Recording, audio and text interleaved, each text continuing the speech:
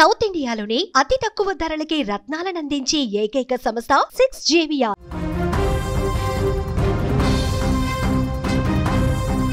Bengaluru doctor హత్య కేసులో విస్తుపోయే విషయాలు వెలుగులోకి వస్తున్నాయి.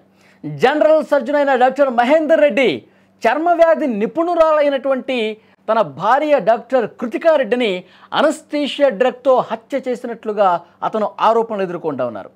అయితే ఈ హత్య తర్వాత కొన్ని వారాల తర్వాత 4 నుంచి 5 మహిళలకి ఒక భయంకరమైనటువంటి సందేశాన్ని పంపాడు.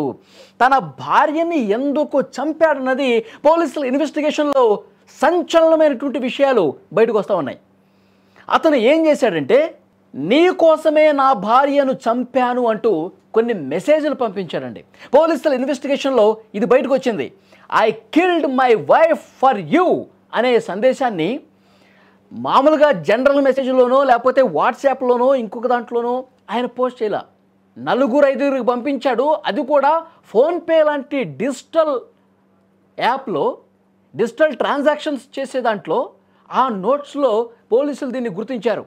అంటే రెగ్యులర్గా యూజ్ చేసేటువంటి మెసేజ్ యాప్లో చేస్తే పోలీసులకి దొరికిపోతానన్న ఉద్దేశంతో ఈమె చనిపోయిన తర్వాత భార్యని దారుణంగా చంపేసిన తర్వాత ఫోన్పే యాప్స్ ద్వారా మెసేజ్లు చేశారండి. మనకి పే ఆప్షన్ కాకుండా మెసేజ్ ఆప్షన్ కూడా ఉంటుంది మనం ఈ ఫోన్పే, గూగుల్ పే లాంటి యాప్స్లో. అందులో పంపించాడు. ఒకరికి కాదు, ఇద్దరికి కాదు, 5 పంపించినట్టుగా పోలీసుల ఇన్వెస్టిగేషన్లో తేలింది. నా భార్యని నీ కోసమే చంపాను, నా భార్యని నీ కోసమే చంపాను, I killed my wife for you, ఈ మెసేజ్ పెట్టాడండి. ఇప్పుడు పోలీసుల ఇన్వెస్టిగేషన్లో బయటకు వచ్చింది. ఆ కృతికా రెడ్డి కుటుంబ సభ్యులు ఒక్కసారిగా నిర్ఘాంతపోయారు, ఆశ్చర్యపోయారు. అల్లుడు ఇంత దుర్మార్గమైనటువంటి మనసు కలిగిన వాడా, ఇంత దరిద్రమైనటువంటి ఆలోచనలు కలిగి ఉన్నాడని చెప్పి వాళ్ళందరూ కూడా షాక్ అయిపోయినటువంటి పరిస్థితి ఉంది. వీళ్ళ వివాహం గత సంవత్సరం 2024 మే 26న పెళ్ళయిందండి. పెళ్ళైన తర్వాత అతను ఈ వైఫ్ని ఎందుకు చంపాలనుకున్నాడు కూడా ఒక్క నిమిషం మీకు ఎక్స్ప్లెయిన్ చేసే ప్రయత్నం చేస్తా. ఇవి తరచుగా అనారోగ్యం బారిన పడుతోంది. పెళ్ళైన తర్వాత కొన్ని రోజులుగా కడుపులో నొప్పి, అసిడిటీ, తర్వాత కొద్దిగా షుగర్ కూడా ఉంది, అజీర్ణం, ఎసిడిటీ సమస్యలు, ఇవి రెగ్యులర్గా ఈ సమస్యలు ఉన్నాయి. నాకు పెళ్ళికి ముందు నీకు ఈ సమస్య ఉందని చెప్పి నాకు ఎందుకు చెప్పలేదని చెప్పి రోజు గొడవ. అంటే ఇప్పుడు షుగర్ ఉందనో లేకపోతే అసిడిటీ సమస్యలు, ఈ బీపీ సమస్యలు చాలా కామన్. ఆమె కూడా డాక్టరే, ఆమె స్కిన్ స్పెషలిస్టు. సరే, నాకు ఈ సమస్యలు ఉన్నాయని చెప్పి నాకు ఎందుకు చెప్పలా, ఎందుకు నా జీవితాన్ని నాశనం చేసావు, నువ్వు నా భార్యగా రావటం నేను ఏ జన్మలో చేసిన పాపమో, ఇప్పుడు నేను నరకం అనుభవిస్తున్నా అని చెప్పి టార్చర్ చేయటం మొదలుపెట్టాడు. అలా గొడవలు జరిగి ఒక ప్లాన్ రచించాడండి. ఏమని చంపేయాలి, ఏమని నా జీవితం నుంచి దూరం చేసేయాలి. దానికి ఆయన డాక్టర్ కాబట్టి అలాంటి ఒక క్రిమినల్ డాక్టర్ బ్రెయిన్ ఉపయోగించి చంపే ప్రయత్నం చేశాడు. ఎలా చంపాడంటే, సరే నీకు ట్రీట్మెంట్ కావాలి, నీకు తరచుగా కొద్దిగా ఎసిడిటీ సమస్యలు అవన్నీ ఉన్నాయి కదా, మీ ఇంటికే వెళ్దాం, మీ ఇంట్లోనే నువ్వు ఉండు, అక్కడే నేను నీకు ట్రీట్మెంట్ చేస్తా. ఇతను డాక్టర్ కదా, జనరల్ సర్జన్ ఇతను. తర్వాత ఏం చేశాడు, అనస్థీషియా ఇవ్వటం స్టార్ట్ చేశాడండి. అంటే మత్తు మందు, తనకి ఏదైనా కడుపులో ఎసిడిటీ ప్రాబ్లం అనిపించినా, కడుపులో నొప్పిగా అనిపించినా ఆ నొప్పి తగ్గటం కోసం అనస్థీషియా అంటే ఒక మత్తు మందుని ఇవ్వటం స్టార్ట్ చేశాడు. అల్లుడు కూడా డాక్టరే కదా, ఈ గొడవలన్నీ వాళ్ళ కుటుంబ సభ్యులకు తెలీదు. అల్లుడు భార్యని ఇట్లా చేస్తాడని చెప్పి వాళ్ళు ఊహించరు కదా.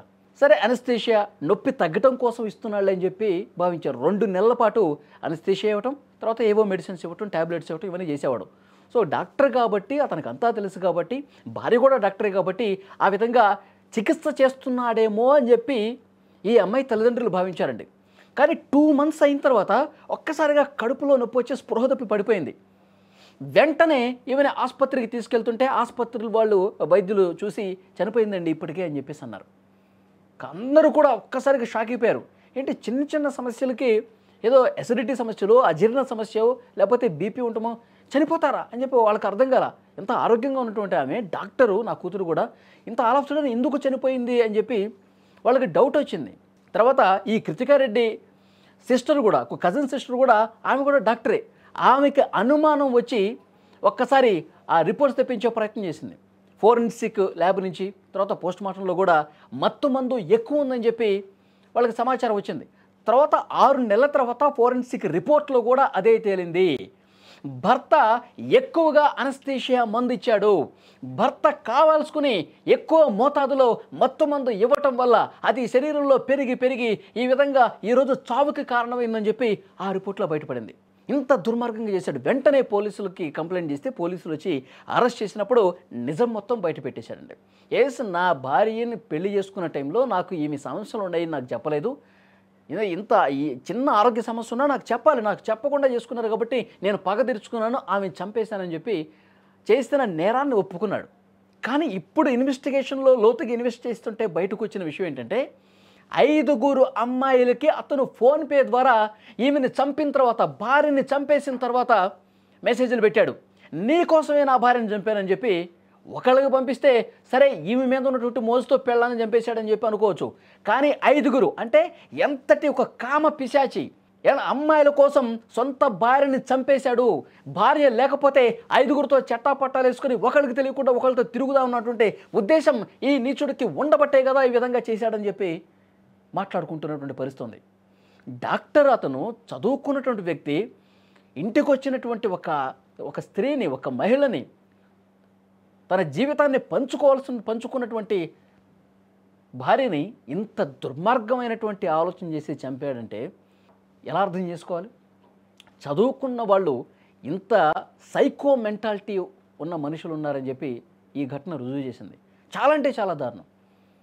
వాడు మెసేజ్లు పెట్టినటువంటి ఆ అమ్మాయిల్లో కూడా గతంలో లవ్ ప్రపోజ్ చేశాడంట, ఆమె తిరస్కరించిందంట. అయినప్పటికీ ఇప్పుడు చనిపోయిన తర్వాత ఆమెకు కూడా మెసేజ్ చేశాడు, నేను నా భార్యని నీ కోసమే చంపాను అని చెప్పేసి అన్నాడంటే ఎంత దుర్మార్గం చూడండి.